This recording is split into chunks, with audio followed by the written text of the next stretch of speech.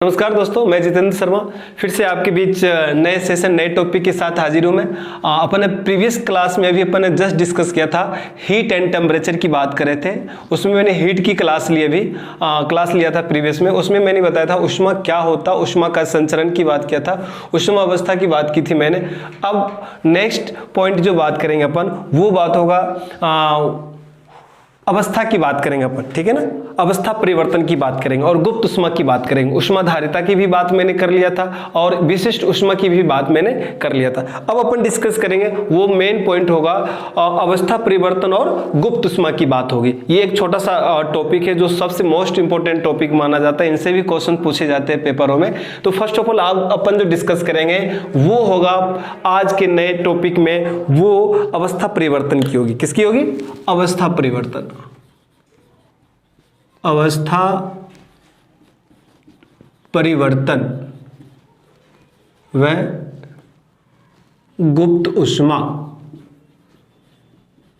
गुप्त उष्मा की बात करें, लेटेंट ऑफ हीट कहते हैं अपन, और अवस्था परिवर्तन भी हो रही है। तो अब इसमें अपन जो टॉपिक स्टार्ट करेंगे वो सबसे पहले स्टार्ट करेंगे अवस्था परिवर्तन की, कि अवस्था परिवर्तन किस तरह से होती है। जैसे यदि आपको द्रव से गैस में, गैस से द्रव से ठोस में, ठोस से गैस में, आप इस तरह की यदि परिवर्तन करते हो तो इसे हम क्या कहते हैं? अवस्था परिवर्तन कहते हैं। और इस तरह से एक निश्चित कोई भी पदार्थ होता है, एक निश्चित टेम्परेचर पे वो किसी और अवस्था में परिवर्तन हो जाते हैं, उसे अपन क्या कहते हैं? अवस्था परिवर्तन। तो आज अपन ऐसे देखा जाए पदार्थ के मूल रूप से 3 की बात करते हैं, ऐसे 5 होते हैं अवस्थाएं। ठोस, द्रव, गैस हो, और प्लाज्मा भी होता है, बोस-आइंस्टीन कंडेंसेंट भी होता है, और फॉर्मिंग यानक भी होता है।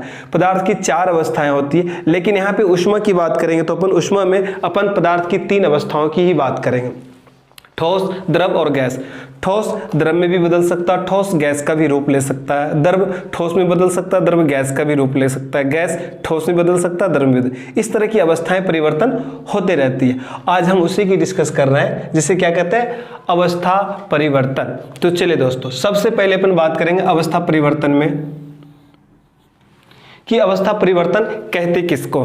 किसी पदार्थ का एक निश्चित ताप पर एक अवस्था से दूसरी अवस्था में, अर्थात ठोस से द्रव, द्रव से गैस, गैस से द्रव, इस प्रकार की परिवर्तन ही अवस्था परिवर्तन कहलाता है। ओके दोस्तों, अब मैं बता, अवस्था परिवर्तन का ताप नहीं बदलता। अवस्था परिवर्तन में ताप नहीं बदलता है। बदलते क्या है? उनके अणुओं की मध्य की गतिज ऊर्जा भी नहीं बदलती। बदलते भी क्या है? लेकिन अणुओं की स्थितिज ऊर्जा बदल जाती है। आपसे पूछा जाता है कि अवस्था परिवर्तन में क्या बदलता है? अवस्था परिवर्तन में आपको मैं बता दूं कि पदार्थ का ताप नहीं बदलता है और ना ही इनमें गतिज ऊर्जा बदलती है, उनके मध्य ना गतिज ऊर्जा बदलती है। बदलती क्या है? तो अणुओं की आंतरिक स्थितिज ऊर्जा बदलती है। उस पदार्थ की की आंतरिक स्थितिज ऊर्जा में परिवर्तन होता है, जिसे ही अपन क्या कहते हैं? अवस्था परिवर्तन की बात करते हैं। चलिए, अवस्था परिवर्तन में देख ले कि नंबर 1 पॉइंट की बात करें, सबसे पहले अपन आ जाते हैं गलनांक, जिसे क्या कहते हैं? गलनांक को अपन मेल्टिंग पॉइंट कहते हैं। क्या कहते हैं? Melting point.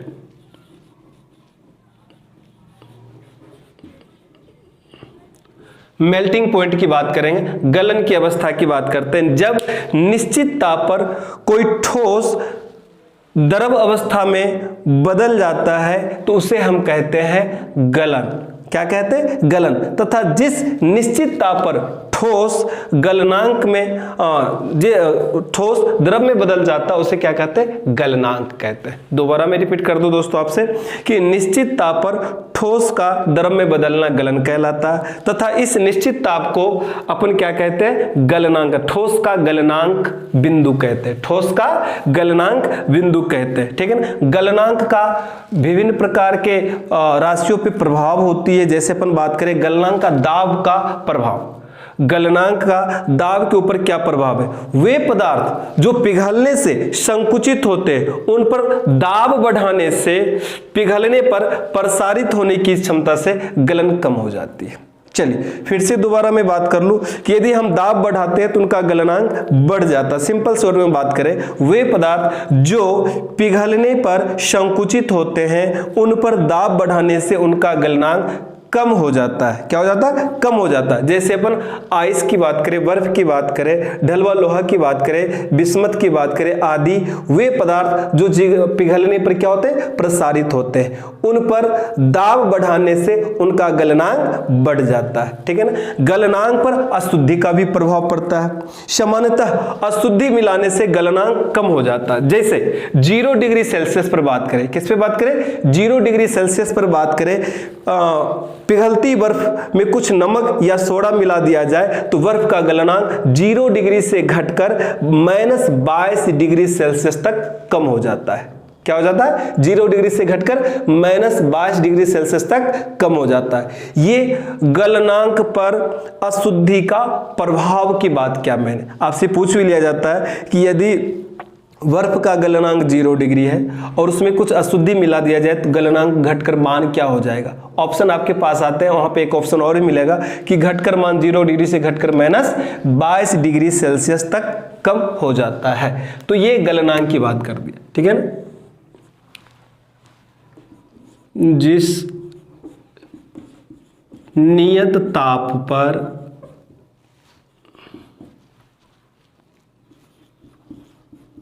ठोस वस्तु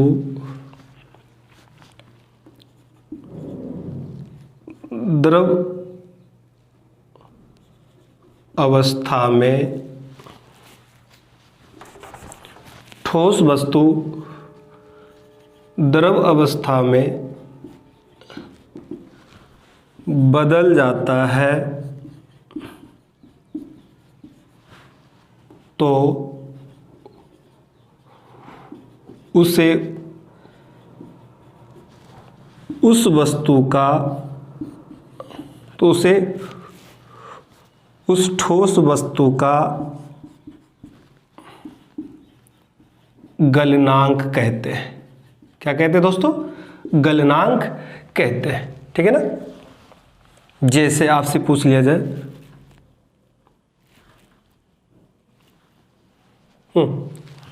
गलनांक कहते हैं। अब अपने बात करेंगे गलनांक पर दाब का प्रभाव। किस पे? गलनांक पर दाब का प्रभाव। अपन ने क्या बात किया कि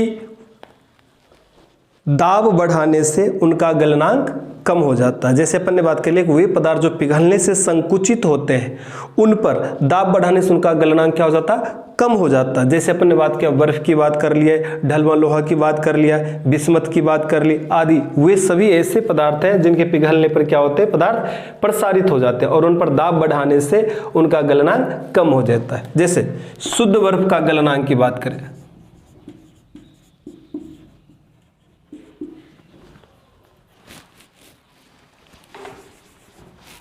बर्फ का गलनांक कितना होता है? 0 डिग्री सेल्सियस होता है। कितना होता है? 0। और जैसे ही इसमें अपन अशुद्धि मिला देते हैं तो अशुद्धि के रूप में सोडा नमक की बात करते हैं, मिला देने से इनका गलनांक घटकर -22 डिग्री सेल्सियस तक कम हो जाता है। और ऐसे मिश्रण को हम हिम मिश्रण कहते हैं। क्या कहते हैं दोस्तों? हिम मिश्रण कहते हैं। इस मिश्रण का उपयोग कुल्फी बनाने में करते हैं। इस मिश्रण का उपयोग हम आइसक्रीम बनाने में भी करते हैं। ठीक है। तो ये क्या कहलाए? अपना गलनांक कहलाए।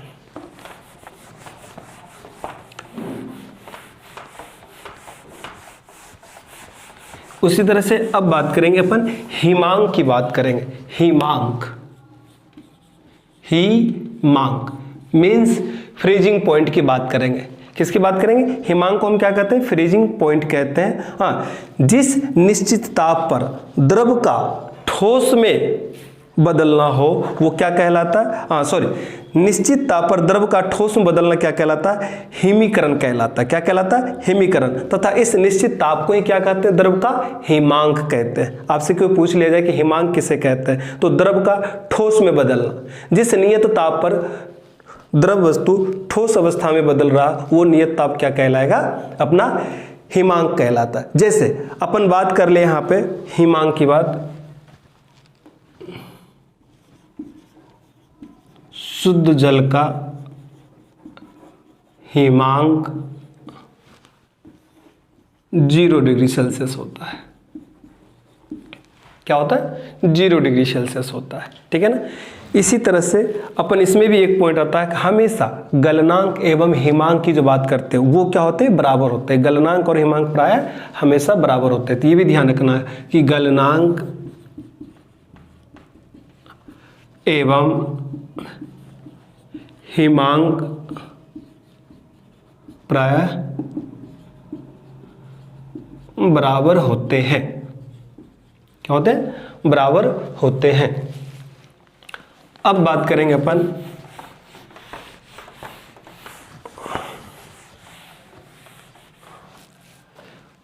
क्वथनांक की।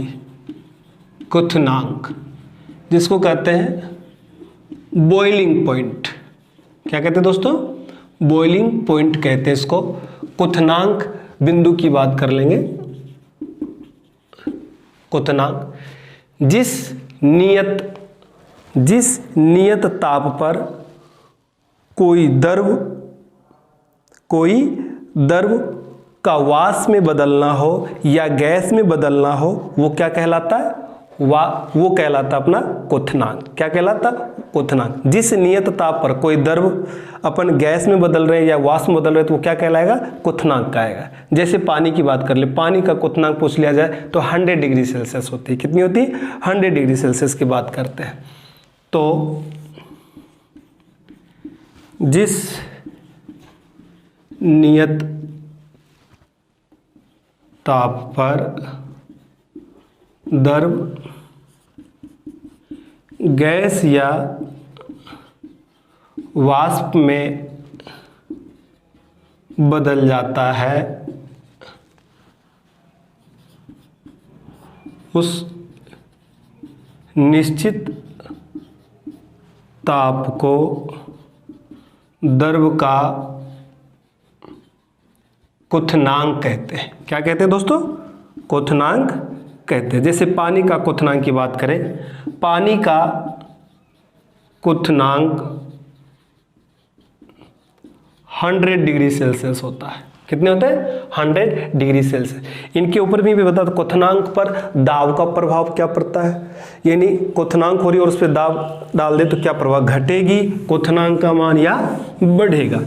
अब ये डिस्कस अपन कर लेते हैं किसके? क्वथनांक पर दाब का प्रभाव। क्वथनांक पर दाब का प्रभाव की बात करते हैं।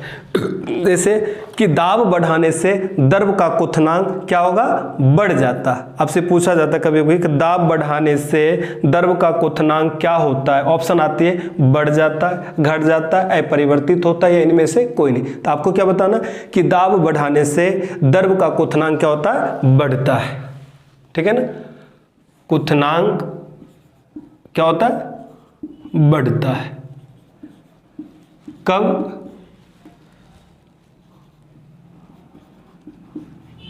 दाब बढ़ाने पर।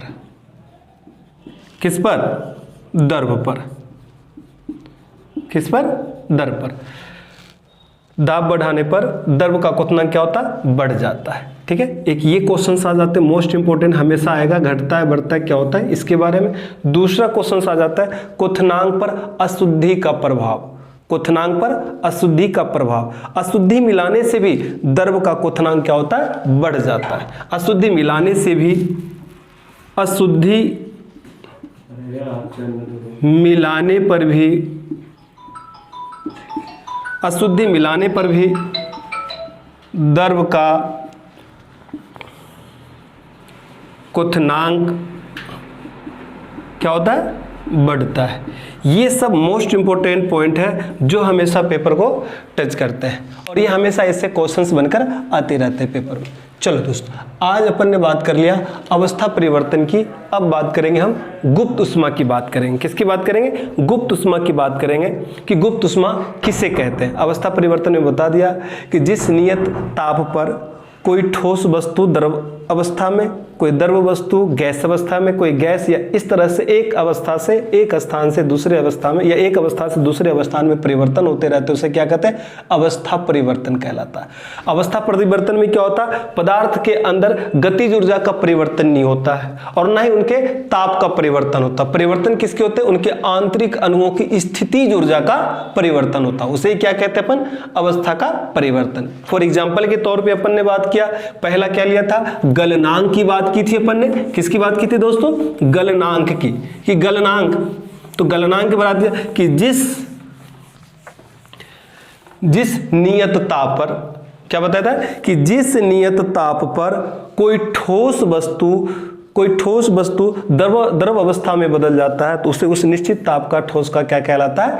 गलनांक कहलाता है। ठीक है, ये बात बताया। जैसे बर्फ का गलनांक बताया था मैंने 0 डिग्री होता है। गलनांक पर दाब का प्रभाव क्या होता है? तो मैंने ये बताया था कि गलनांक पर दाब बढ़ाने से क्या होता है? उनका गलनांक बढ़ जाता है। यदि आप बढ़ा देते हो दाब बढ़ाने से, ठोस वस्तु पर यदि दाब बढ़ा देते हो तो उसका गलनांक बढ़ जाता है। ठीक है ना। और मैंने ये भी कहा था कि गलनांक पर अशुद्धि का क्या प्रभाव पड़ता है? तो मैंने बताया था कि अशुद्धि मिलाने से, यदि आप अशुद्धि मिला देते हो, जैसे बर्फ हो गया, लोहा हो गया, बिस्मत हो गया, इन सब की बात किया था अपन ने। इन सब में यदि आप 0 डिग्री सेल्सियस पर मान लीजिए नमक या सोडा आप मिला देते हो तो इनकी मिलाने से उनकी अशुद्धि 0 डिग्री से घटकर -22 डिग्री सेल्सियस तक कम हो जाती है। और ऐसे मिश्रण को हमने बताया था कि क्या कहते हैं? हम कहते हैं इसके हीम मिश्रण। क्या कहते हैं? हीम मिश्रण। और इस प्रकार के मिश्रण का प्रयोग हम कहाँ करते हैं? कुल्फी, आइसक्रीम आदि बनाने में करते हैं। चलिए, नेक्स्ट टॉपिक ही अपन ने डिस्कस किया था, उसमें था अपना हिमांक किसे कहते हैं? क्या? हिमांक। पहले अपन ने डिस्कस कर लिया गलनांक की, फिर अपन डिस्कस कर रहे हैं हिमांक। हिमांक का मतलब क्या बताया था? Freezing point. क्या बताया? Freezing point. कि जिस नियत ताप पर कोई द्रव किस में बदल जाए? ठोस अवस्था में बदल जाए तो उसे हम क्या कहेंगे? हिमांक कहेंगे। जिस नियत ताप पर बदल जाए उसे क्या कहेंगे? हिमांक कहेंगे। ये बात अपन ने डिस्कस कर लिया। और ये भी बताया था कि शुद्ध जल का हिमांक भी कितना होता है? 0 डिग्री होती है, 0 डिग्री सेल्सियस होती है। नाउ नेक्स्ट जो लास्ट पॉइंट था अपने पास वो था क्वथनांक की बात। क्वथनांक में क्या बताया दोस्तों मैंने? कि निश्चित दाब पर जब निश्चित ताप पर जब द्रव अवस्था से कोई गैस अवस्था में या वाष्प अवस्था में बदल जाए तो उस निश्चित ताप पर जो द्रव बदल रहा है उसे ही क्या कहते हैं? हम क्वथनांक कहते हैं। जैसे पानी का क्वथनांक कितना होता? 100 डिग्री सेल्सियस। कितना होता? 100 डिग्री सेल्सियस। फिर मैंने बताया कि क्वथनांक पर दाब का क्या प्रभाव पड़ता है। तो क्वथनांक पर अपन ने बात की अपन कि दाब बढ़ाने से द्रव का क्वथनांक क्या होता है? बढ़ता है। क्या होता है? बढ़ता है। नेक्स्ट टॉपिक की बात की अशुद्धि मिलाने, अशुद्धि का क्या प्रभाव पड़ता है क्वथनांक के ऊपर? तो अशुद्धि मिलाने से भी द्रव का क्वथनांक क्या हो जाता है? बढ़ जाती है। क्या हो जाती है? बढ़ जाती है। इस तरह से हमने अवस्था परिवर्तन की बात कर लिया और अवस्था परिवर्तन में हमने 3 पॉइंट कंप्लीट कर ली। हिमांक की बात कर लिया, गलनांक की बात कर ली और क्वथनांक की बात कर ली। अब अपन डिस्कस करेंगे गुप्त उष्मा की। जो उष्मा छुपा हुआ है, जो उष्मा हमें दिखाई नहीं दे रहा, उसे हम क्या कहते हैं? गुप्त उष्मा कहते हैं, लेटेंट ऑफ हीट कहते हैं। ठीक है ना। इसे हम L से डिनोट करते हैं। और ये होता क्या? फॉर एग्जाम्पल मान लिया जाए किसी आप दूध को उबाल रहे हो या दाल बना रहे हो, जब आप बनाते हो तो आपको ये नहीं पता चलता है कि वो कितने टेम्परेचर पे जाके वो पक चुकी है या दूध में उबाल आ गया। दूध को जितना उबलना चाहिए, गर्म होना चाहिए, उतना ही हमें टेम्परेचर देना चाहिए। इसकी हमें नॉलेज नहीं रहता। हम तो समझते हैं कि जब तक ये उबल ना जाए तब तक आप टेम्परेचर उसको देते रहो। तो जो दूध को गर्म होने तक जितनी उसको चाहिए उष्मा, ठीक है ना, वो, और जैसे ही उबलना स्टार्ट कर दे वो, तो इनके बीच का जो उष्मा होता है उसे क्या कहते हैं? लेटेंट ऑफ हीट, यानी गुप्त उष्मा। नियत ताप पर, किसकी बात करेंगे? नियत ताप पर पदार्थ की अवस्था परिवर्तन के लिए उष्मा की आवश्यकता होती है। क्या होती है? नियत ताप पर पदार्थ की अवस्था में परिवर्तन करने के लिए उष्मा की आवश्यकता होती है। इसे ही पदार्थ का गुप्त उष्मा कहते हैं। और अपनी भाषा की बात करें, जनरल नॉलेज की बात करें, तो मैंने बता दिया कि जितनी उष्मा देकर वो अवस्था में वो गर्म हो जाए। यदि कोई पदार्थ को यदि गर्म करना होता तो उतना पदार्थ उसको उष्मा मिल जाती जितने पे वो गर्म हो जाते। उसके बाद तो वो उबलना हो जाते हैं या खोलना की बात करते हैं, खोलना स्टार्ट हो जाते हैं। ये सारे क्या होते हैं? बेकार चले जाते हैं उष्मा। ये अनयूजफुल उष्मा है। ठीक है ना। तो जितनी उष्मा तक, जितनी उसको उष्मा चाहिए गर्म होने के लिए, वही क्या कहलाएगा, गुप्त उष्मा कहलाता है। ठीक है ना। इसे हमेशा जूल प्रति किलोग्राम या कैलोरी प्रति ग्राम में ही मापा जाता है। किस में मापा जाता है, कैलोरी प्रति ग्राम में ही मापा जाता है। अब बात आता है यहाँ पे कि हम इसे किस तरह से और भी बेहतर समझ सकते हैं। हम इसे दो प्रकार के उदाहरण से समझ सकते हैं। दो उदाहरण देकर आप समझ सकते हैं इसको। ठीक है ना। चलिए, तो सबसे पहले गुप्त उष्मा में अपन लिख ले कि Q बराबर क्या होगा, ml। क्या हो जाएगा, ml, जहां L क्या है, गुप्त उष्मा है, m क्या है, पदार्थ का द्रव्यमान की अवस्था परिवर्तन के लिए उष्मा की कितनी आवश्यकता होती है उसकी बात करते हैं। तो पदार्थ को गर्म करने के लिए, पदार्थ के द्रव्यमान को गर्म करने के लिए कितनी उष्मा की आवश्यकता होती है उसे Q कहते हैं। पदार्थ का द्रव्यमान को हम m से डिनोट करते हैं और कितनी मात्रा के बाद वो गर्म हो जाता है, L। L मतलब होता है गुप्त उष्मा, इसलिए L बराबर गुप्त उष्मा। और ये क्या हो गया, पदार्थ का द्रव्यमान। ठीक है ना। तो इस तरह से हम लिख सकते हैं L बराबर Q/m, और इससे इसका सूत्र निकल के आ जाएगी, इकाई निकल के आ जाएगा, माप निकल के आ जाएगी, मात्रक निकल के आ जाएगी। क्या, CGS पद्धति में हो जाएगी इसका कैलोरी प्रति ग्राम, और SI पद्धति में हो जाएगा जूल प्रति किलोग्राम, जूल प्रति किलोग्राम। इस तरह से गुप्त उष्मा की बात। गुप्त उष्मा को हम दो और तरीके से समझ सकते हैं। फॉर एग्जांपल की बात कर ले, एक होती है गलन की गुप्त उष्मा, एक होता है वाष्पन की गुप्त उष्मा। गलन की गुप्त उष्मा का मतलब क्या, कोई ठोस किस तापमान पे द्रव अवस्था में बदल रहा है। कोई ठोस वस्तु, कोई ठोस अवस्था की पदार्थ हो, वो किस नियत ताप पर, किस तापमान पे, कितनी उष्मा पर दिया जाए कि वो द्रव अवस्था में बदल जाए, उसे क्या कहते हैं, गलन की गुप्त उष्मा कहते हैं। जैसे बर्फ के गलन की गुप्त उष्मा की बात करें, उनका मान होता है 540 कैलोरी प्रति ग्राम होते हैं। कितने होते हैं, सॉरी, गलन की गुप्त उष्मा का मान जो होता है 80 कैलोरी प्रति ग्राम होता है। ठीक है ना। तब उसकी डिस्कस करेंगे।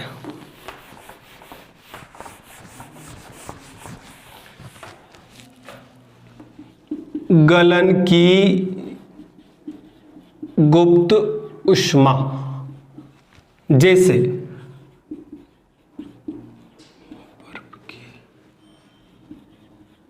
गुप्त उष्मा 80 कैलोरी प्रति ग्राम होता है, या 80 जूल प्रति किलोग्राम होता है। नेक्स्ट पॉइंट आ जाते हैं इसमें वाष्पन की गुप्त उष्मा। वाष्पन की गुप्त उष्मा की बात करेंगे। वाष्पन की गुप्त उष्मा मतलब कि जिस नियत ताप पर, यानी किसी द्रव को इतनी आवश्यकता होती है उष्मा के जिसपे वो किस में बदल जाए, वो वाष्प में बदल जाए, तो वो क्या कहलाएगा, वाष्पन की गुप्त उष्मा कहलाएगी। क्या कहलाएगा, वाष्पन का गुप्त उष्मा। तो जल के लिए वाष्पन की गुप्त उष्मा का जो मान होता है, जल के लिए, जल किस में बदल जाएगा, द्रव है, और किस में बदलेगा, वो वाष्प या गैस में बदलेगा। तो जल के लिए वाष्पन की गुप्त उष्मा का मान कितना होता है, 540 कैलोरी प्रति ग्राम बोल सकते हैं। कितने बोल सकते हैं, 540 कैलोरी। 540 किसी बुक में यहाँ पे दे रखे हैं 537 भी दे रखे हैं दोस्तों। ठीक है ना। 540 कैलोरी प्रति ग्राम। इस तरह से अपन ने डिस्कस कर लिए गुप्त उष्मा क्या होता है। गुप्त उष्मा जिस नियत ताप पर यदि आप किसी पदार्थ को गर्म कर रहे हो, तो उसे गर्म करने के लिए जितनी उष्मा की आवश्यकता होती है उसे हम क्या कहते हैं, गुप्त उष्मा। उसके बाद जो उष्माएं जाती है वो सारे अनयूजफुल होती है, बेकार होता, उनसे हमें कोई काम नहीं होता, उनसे हमें नुकसान होती है, लाभ नहीं होता है। ठीक है ना। तो गुप्त उष्मा कितने प्रकार की होती है, बात कर लिया कि गलन की गुप्त उष्मा और वाष्पन की गुप्त उष्मा। गुप्त उष्मा को किससे डिनोट करते हैं, एल से डिनोट करते हैं, और एल बराबर क्या होता है, तो पदार्थ के द्रव्यमान को देने के लिए आवश्यक उष्मा की Q और पदार्थ का द्रव्यमान, इससे आराम से निकाल सकते हैं इसको, कैलोरी प्रति ग्राम की बात करें। अब अवस्था परिवर्तन और गुप्त ऊष्मा दो की डिस्कस हो चुकी है। अब अपन डिस्कस करेंगे ताप की, कि ताप किसे कहते हैं। टेम्परेचर की बात करेंगे, टेम्परेचर क्या है और किस तरह से वो ऊष्मा से रिलेट है, उसकी डिस्कस करेंगे। अब चलिए अब बात कर रहे हैं ताप। ताप मीन्स टेम्परेचर की बात कर रहे हैं। किसकी बात करें? टेम्परेचर की। ताप क्या है? ताप हमेशा ऊष्मा की अवस्था को व्यक्त करता है, ऊष्मा की अवस्था को बताता है कि वो ठंड है या गर्म।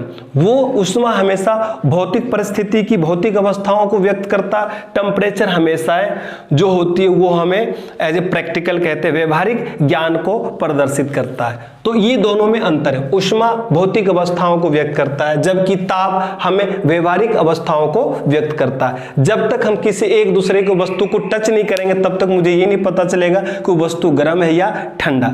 इसे तो हम ताप कह दिए। और ऊष्मा किसे कहते हैं? मैं इन्वायरमेंटल को, एक वातावरण से ही फील कर रहे हैं। भौतिक अवस्था मतलब बिना किसी को टच किए हम सिर्फ महसूस करें, वातावरण से, वायुमंडल से महसूस कर रहे हैं कि ये मौसम ठंड है या गर्म है। इसे हमने क्या कह दिया? ऊष्मा कह दिया। लेकिन यदि हम किसी वस्तु को टच करके बात कर रहे हैं और वो ठंडी और गर्मी की एहसास हो रही है तो हम उसे क्या कहेंगे? ताप कहेंगे। ठीक है दोस्तों, तो ये हो गया ताप ऊष्मा की अवस्था को बताता है। ठीक है ना? ताप का मात्रक एसआई पद्धति में, मात्रक या इकाई की बात करें एसआई पद्धति में केल्विन होता है। क्या होता है दोस्तों? केल्विन होता है। ठीक है ना? ये बात हो गई। ताप को मापने के लिए हमें थर्मामीटर की जरूरत होती है, तापमापी यंत्र की जरूरत होती है। तापमान मापने के लिए हमें एक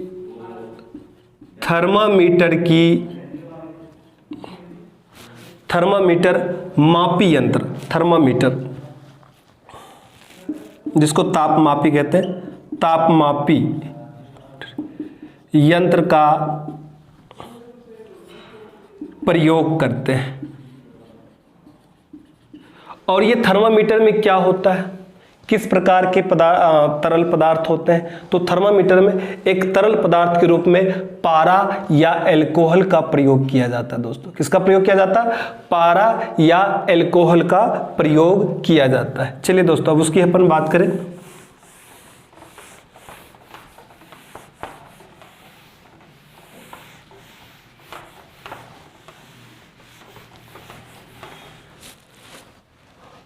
ताप मापने के लिए अपन किसका बात किए? थर्मामीटर का। थर्मामीटर को अपन क्या कहते हैं? थर्मामीटर यंत्र बोल दे। थर्मामीटर को क्या कहते हैं? तापमापी यंत्र। तापमापी यंत्र। इस यंत्र में एक तरल पदार्थ के रूप में, किसके रूप में? तरल पदार्थ के रूप में क्या भरा होता है? तरल पदार्थ के रूप में जो भरा होता है वो उसका नाम है पारा। पारा को हम मरकरी भी कहते हैं। क्या कहते हैं दोस्तों? मरकरी भी इंग्लिश में कहते हैं। इसका रासायनिक जो सूत्र होता है वो Hg होता है। क्या होता है? Hg कहते हैं। ठीक है ना? पारा सिनेबार अयस्क से प्राप्त किया जाता है। किससे? सिनेबार अयस्क से। सिनेबार अयस्क से प्राप्त किया जाता है। प्राप्त किया जाता है। किससे प्राप्त किया जाता है? सिनेबार अयस्क से प्राप्त किया जाता है।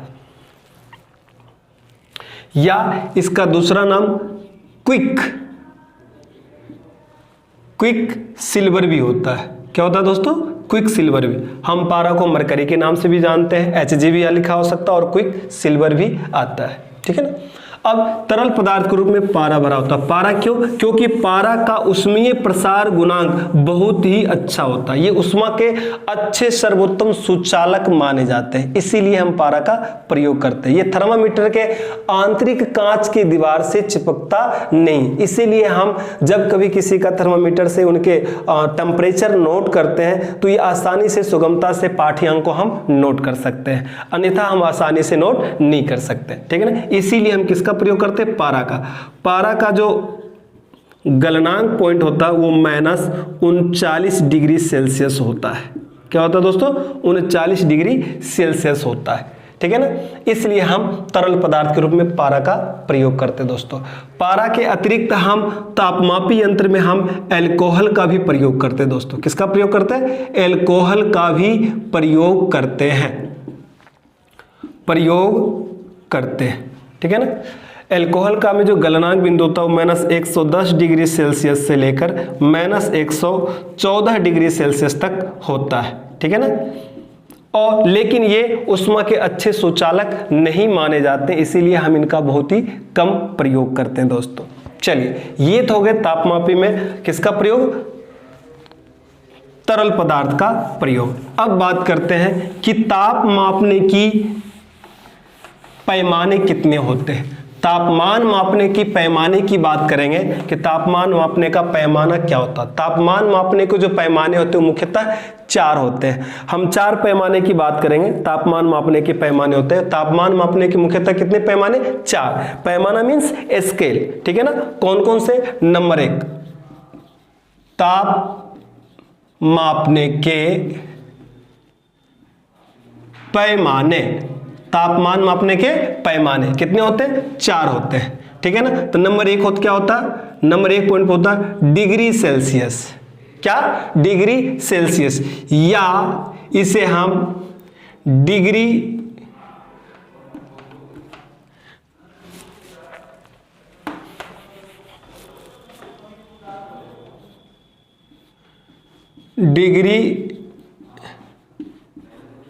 सेल्सियस या डिग्री सेंटीग्रेड भी कहते हैं। क्या कहते हैं दोस्तों? डिग्री सेंटीग्रेड भी कहते हैं। इस पैमाने में जल का जमाव बिंदु जो होता है वो 0 डिग्री सेल्सियस होता है। कितना? 0 डिग्री सेल्सियस। और जल का क्वथनांक बिंदु जो उबाल बिंदु होता है वो 100 डिग्री सेल्सियस होती है। आपसे पूछा जाता है कि डिग्री सेल्सियस में जल का जमाव बिंदु का मान कितना होता है? 0 डिग्री सेल्सियस। और क्वथनांक उबाल बिंदु का मान, क्वथनांक बिंदु का मान कितना होता है? तो 100 डिग्री सेल्सियस। यानी जल का जमाव बिंदु 0 डिग्री सेल्सियस, जल का उबाल बिंदु का मान 100 डिग्री से। इन दोनों के बीच में अंतर 1-1 की आती है, ये संबंध बन जाता है। और ये संबंध को हम किस तरह से लिखते हैं? 0 डिग्री सेल्सियस अपॉन 100। ये अब संबंध भी अपन क्रिएट करेंगे। चलिए, अब बात आ जाते हैं इसके बाद इसी में डिग्री फ़ारेनहाइट। किसकी बात आ जाते हैं? डिग्री फ़ारेनहाइट की बात करते हैं। दूसरे नंबर पे होता है डिग्री फ़ारेनहाइट। डिग्री फ़ारेनहाइट, ठीक है। Degree Fahrenheit. डिग्री फ़ारेनहाइट में जो जल का जमाव बिंदु होता है वो होते हैं -32 डिग्री फ़ारेनहाइट। कितनी? -32। और जल का उबाल बिंदु का मान होता है वो होते हैं 212। जब इन दोनों के बीच में अंतर निकाले जाते हैं, क्या निकाले जाते हैं दोस्तों? अंतर निकाले जाते हैं, तो इन दोनों के बीच में जो अंतर जो आता है वो 180 डिग्री का होता है। अर्थात कि डिग्री फ़ारेनहाइट का पैमाना अधिकतम 180 डिग्री तक सही से वर्क कार्य कर सकता और तापमान माप सकता। अधिकतम तो 212 है, लेकिन 212 तक सहनशीलता उसकी कम होती है, तो वो अधिकतम कहां तक सही मापन कर सकता है? 180 डिग्री। तो इनके बीच में भी हम संबंध बना देते हैं। क्या? F - 32 अपॉन अधिकतम कितना लिया?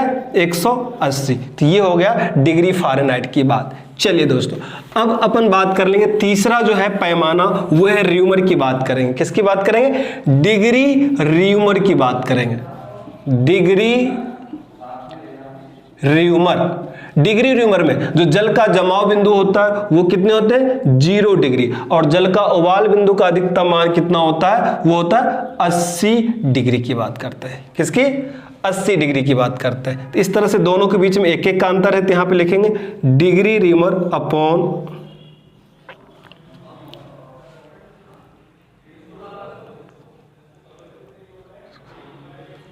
नेक्स्ट। अब आ जाते हैं लास्ट जो है वो तापमान का पैमाना जिसे अपन केल्विन कहते हैं। क्या कहते हैं दोस्तों? केल्विन। इसे डिग्री में हम नहीं लिख सकते, सिर्फ हम केल्विन लिखते हैं। डिग्री में क्यों नहीं लिखते? क्योंकि यह तापमान का वो संभव परम शून्य तापमान है जिससे नीचे की तापमान की गणना हम नहीं करते, इसीलिए हम इसको किस में लिखते हैं? केल्विन में लिखते हैं। केल्विन में जल का जमाव बिंदु का जो मान होता है वो होता है 273 केल्विन की बात करते हैं, और उबाल बिंदु होता 373 केल्विन होता है। यानी 273 जल का जमाव बिंदु और उबाल कितना हो गया 373। इन दोनों के मध्य अंतर अपन निकालते हैं तो कितनी की आती है 100 की आती है, इसीलिए इनके बीच में अंतर हो जाता है K - 273 अपॉन 100। इस तरह से तापमान मापने के पैमानों के बीच में विभिन्न प्रकार से संबंध स्थापित हो जाती है, और हम आसानी से with the help of the इस सूत्र की सहायता से तापमान मापने के पैमानों की इस संबंध की सहायता से आसानी से हम विभिन्न प्रकार के तापमान को अलग अलग पैमानों में हम चेंज कर सकते हैं। फॉर एग्जांपल यदि कहा जाए कि मनुष्य का सामान्य तापमान डिग्री फ़ारेनहाइट में कितना होता है, तो डिग्री फ़ारेनहाइट में अपने को पता होना चाहिए कि 98 कितना 98 लगभग 98 डिग्री फ़ारेनहाइट होता है मान लिया जाए। तो अब इसको यदि बोल दें कि ठीक है आपको मनुष्य का सामान्य तापमान तो आपको डिग्री फ़ारेनहाइट में पता है कि 98.6 होती है या 97 होती है, बट यदि अपनी बात करें डिग्री सेल्सियस में कितना होता है तो हम इस संबंध की सहायता से इस विभिन्न प्रकार के पैमानों के संबंध के जिनके बीच पूछा जा रहा है उनके बीच के संबंध को आसानी से क्रिएट करके हम ये पता कर सकते हैं कि उनका भी डिग्री सेल्सियस में क्या आ सकता है। इस तरह से हम आसानी से तापमान माप सकते हैं, भले वो डिग्री फ़ारेनहाइट की बात करें, डिग्री सेल्सियस की बात करें, डिग्री केल्विन की बात, डिग्री र्यूमर की बात करें या केल्विन की बात करें। फॉर एग्जांपल कोई एक टेम्परेचर लेके चलते और उसको कन्वर्ट करके अपन देखते हैं इस सूत्र के माध्यम से।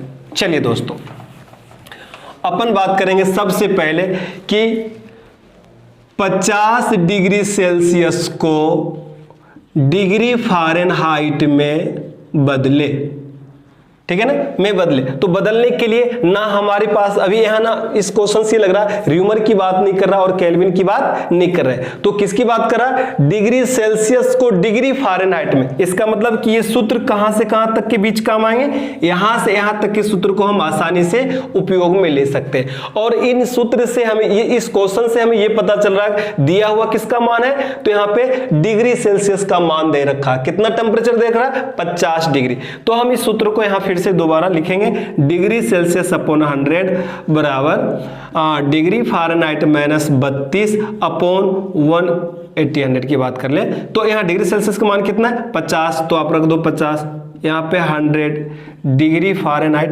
-32 आ गए और नीचे 180। इसको क्रॉस मल्टीप्लिकेशन कर सकते हैं आराम से, क्रॉस मल्टीप्लिकेशन कर दो तो 100 को मल्टीप्लाई करेंगे डिग्री फ़ारेनहाइट -32 से इक्वल टू 180 × 50 हो जाएगी।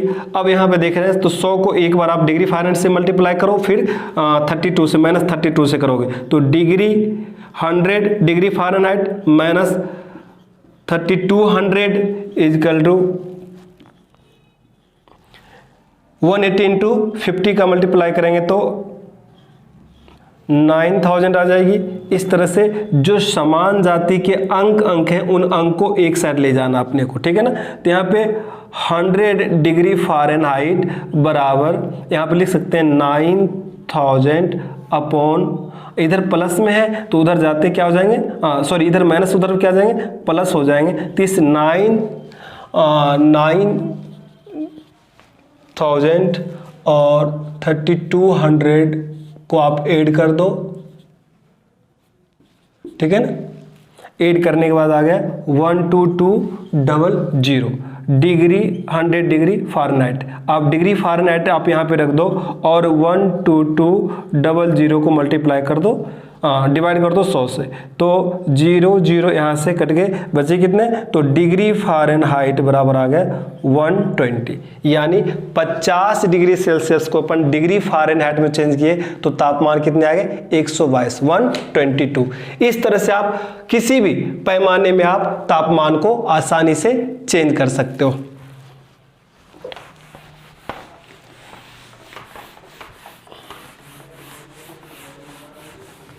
जैसे आपसे ये भी पूछ लिया जाता है, ये कॉमन से क्वेश्चन है, कॉमन क्वेश्चन कहते हैं इसको हम, कॉमन क्वेश्चन है कि वह तापमान का मान बताओ जिस तापमान का मान डिग्री सेल्सियस और डिग्री फ़ारेनहाइट दोनों पर बराबर होते हैं। फिर से रिपीट कर रहा हूं, ये क्वेश्चन कॉमन से हो गए। हर प्रकार के क्वेश्चन ये जो पेपर लेवल में क्वेश्चन पूछे, प्रतियोगिता परीक्षा में पूछते हैं कि तापमान, वह तापमान का मान बताओ जिस तापमान के मान पर डिग्री सेल्सियस और डिग्री फ़ारेनहाइट दोनों का मान क्या समान हो। तो हमें पता नहीं है, हमें सिर्फ क्या कह रहा है कि डिग्री सेल्सियस का मान डिग्री फ़ारेनहाइट पर क्या हो, समान हो। तो वो तापमान क्या है जहां पे दोनों का मान क्या हो, समान हो, तो अपन क्या मान ले, एक्स। अक्स भी मान सकते, वाई भी, Z, A B C D, कुछ भी आप ऐसा अल्फाबेटिक का कोई एक अंक डिजिट को आप मान सकते हो, एक अंक को, ठीक है ना। मैंने मान लिया एक्स कि डिग्री सेल्सियस का मान डिग्री फ़ारेनहाइट का मान किस टेम्परेचर पे बराबर, किस तापमान के मान पे बराबर है, तो एक्स पर बराबर है। अब हमें डिग्री सेल्सियस और फ़ारेनहाइट के बीच में इस संबंध को स्थापित करना है with the help of the formula. Formula क्या है, 0 degree Celsius upon 100 equal to degree Fahrenheit minus 32 upon 180, ठीक है ना। अब यहाँ पे डिग्री सेल्सियस का मान और डिग्री फ़ारेनहाइट दोनों का मान अपन ने क्या माना, यहाँ पे x माना, तो अपन यहाँ क्या रख देंगे, x अपॉन 100 और x माइनस 32 अपॉन 180। अब फिर उसी तरह से अपन क्या कर देंगे, क्रॉस मल्टीप्लीकेशन कर दें। क्रॉस मल्टीप्लीकेशन क्या आ जाएगा, 100 into X minus 3200 equal to यहाँ पे 180 इंटू एक्स, यानी अब यहाँ पे समान जाति के रूप में क्या 100x और इधर पे 180x, ठीक है ना। तो हमें क्या करना कि जिधर समान जाति उसको आप एक साइड ले जाओ, तो यहाँ मैं देख रहा हूँ माइनस 3200 को आप यहीं रहने दो और 100x को आप उस साइड ले जाओ, तो 180x माइनस इधर प्लस में उधर जाएंगे तो माइनस में हो जाएंगे 100x। इस तरह से देखते हैं तो माइनस 3200 इधर क्या हो जाएंगे, सिर्फ बचेंगे 80x। अब हमें x का ही तो मान निकालना है कि जिस तापमान पर किसका मान, डिग्री सेल्सियस और डिग्री फ़ारेनहाइट का मान समान हो जाए। तो इस तरह से x को रहने दो और इसके जो मल्टीप्लाई में जो अपने 80 है उसको आप इधर डिवाइड कर दो 3200, तो माइनस 3200 अपॉन अपन बात कर ले 80, तो यहाँ पे आप देख लो इस तरह से कितने आते हैं, माइनस 40 डिग्री। कितने आते हैं, 40 डिग्री। माइनस 40 ऐसा मान है जो डिग्री सेल्सियस और डिग्री फ़ारेनहाइट दोनों का मान बराबर होते हैं। इस तरह से छोटे छोटे क्वेश्चंस पूछ लिए जाते हैं। अब यदि अपने से पूछ लिया जाए कि मनुष्य का सामान्य तापमान डिग्री सेल्सियस में कितना होता है, तो मनुष्य का सामान्य ताप डिग्री सेल्सियस में, मनुष्य का सामान्य तापमान मनुष्य के शरीर का सामान्य तापमान डिग्री सेल्सियस में कितना होता है, 37 डिग्री सेल्सियस होता है। तो डिग्री फ़ारेनहाइट में कितना होगा, तो डिग्री फ़ारेनहाइट में आसानी से निकाल सकते हैं। फॉर्मूला फिर वही degree Celsius upon 100, degree Fahrenheit minus 32 upon 180। आपको यहाँ पे मनुष्य के शरीर का सामान्य तापमान डिग्री सेल्सियस में कितना दे रखा, 37 होता है, ठीक है। तो मैं यहाँ पे 37 को पुटअप कर दिया डिग्री सेल्सियस की जगह, और क्या लिख दिया अपॉन में 100 minus degree Fahrenheit minus 32 upon 180। इस तरह से आप क्रॉस मल्टीप्लिकेशन करोगे तो क्रॉस मल्टीप्लिकेशन करके आपको 100 डिग्री फ़ारेनहाइट माइनस 3200 और 180 मल्टीप्लाई बाय 37 और इधर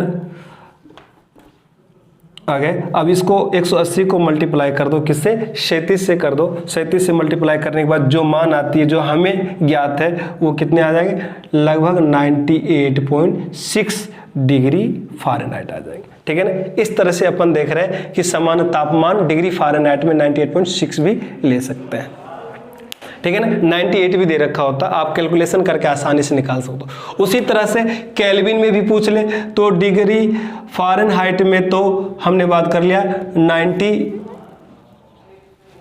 डिग्री फ़ारेनहाइट लगभग की बात कर लिया, और यहाँ पे केल्विन की बात कर लिए तो 310 केल्विन आते हैं। कितने आते हैं? 310। इस तरह से हम आसानी से शरीर का तापमान भी हम संबंध से निकाल सकते हैं। चलिए दोस्तों, आज के लिए इतना ही रखेंगे अपन। आज का सेशन कंप्लीट करते हैं, फिर अपन नेक्स्ट सेशन में मिलेंगे। टेम्परेचर से संबंधित जो कुछ और भी छोटा मोटा टॉपिक है वो अब अपन नेक्स्ट क्लास में स्टार्ट करेंगे। तब तक के लिए राम राम।